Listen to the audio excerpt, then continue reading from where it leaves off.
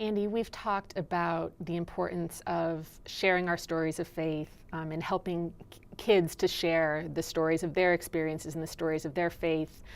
But part of that is helping them to reframe the language of their experience into the language that we as adults may have learned to use to describe our faith, that they have their conversations in their cultural context, which can be using language that derives from highs, from drug use, rather than if we want to talk about an experience of grace, as replacing that emotional high experience.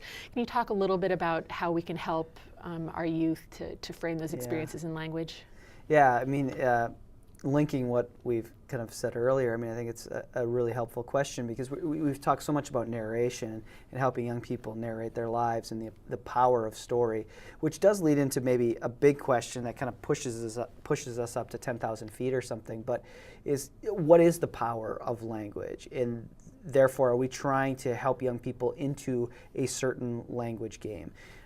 Or a way to think about this is some kind of philosophers will say that basically all existence or all reality really is language. It's just different kind of language games. So do you want to help young people play the language game of popular culture? Do you want to help young people play the language game of kind of upward mobility, middle class upward mobility? Or do you want to help them play the language game of Christian faith? And each has their own distinctive kind of language game.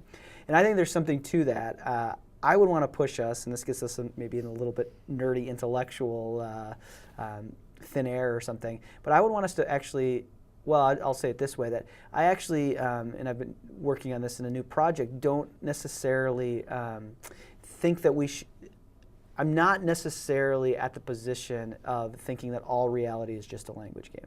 That I think that there's something more to our existence than simply the language we have for it. And there has been kind of a move in postmodern philosophy and certain forms of postmodern philosophy to basically say there is only language. That's all there is. It's just different competing kind of language games. There is only the text. And I tend to, and mainly through my own experience, as well as kind of reflection on other people's experience, think that there's more to reality than simply language, that we have these experiences with reality. And I actually see myself more as a critical realist, that there's something real that we have to reflect on. Now, that doesn't make language unimportant. It does say that the world is more than just language. But language is important in the way it helps us articulate the experiences we've had. Now, all of that kind of convoluted academic, hubbub really leads to this, which is, do we think that young people really can and really do have experiences, say, of God or of transcendence or of something holy?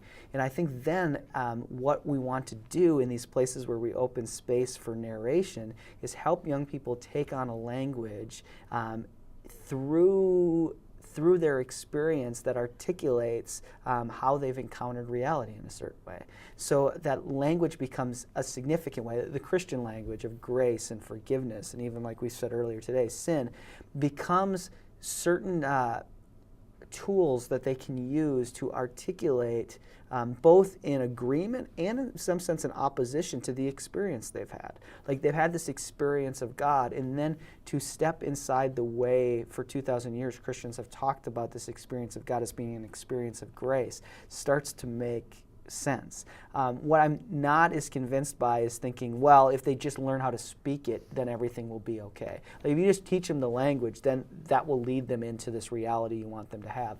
I actually want us to see that young people have distinctive experiences or the absence of certain experiences, and that we should invite them into a place where they try on, where they reflect upon the Christian language next to their experience with reality and decide or wrestle with it, really, in that sense.